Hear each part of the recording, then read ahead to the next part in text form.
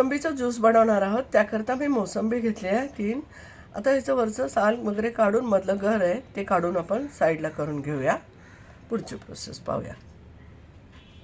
आपण मोसंबीचं सोलून घेतली आहे आणि अशा पद्धतीने सगळे बी पण काढून घेतले मी आणि अशा पद्धतीने केलं आहे काप. आता ते मिक्सरच्या भांड्यामध्ये टाकून मी 2 मध्ये डिवाइड करते आहे. 2 वेळा करण्यासाठी साखर 1 चमचा टाकून घेते आहे.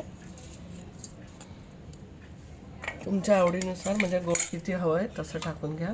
आपण ह्याला मिक्सर करून घेणार आहोत. आपण मोसंबीचं ज्यूस टाकलं गाळून घेण्यासाठी. आपण गाळून घेणार आहोत संपूर्ण.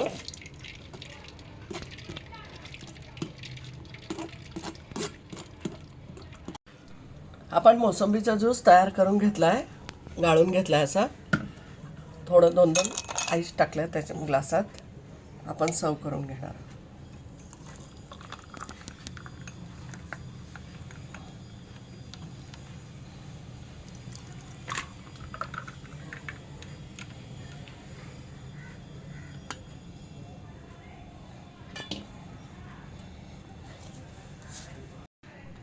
मोसंबीचा ज्यूस पिण्यासाठी रेडी आहे. लाईक करा, शेअर करा, सबस्क्राईब करा आणि धन्यवाद.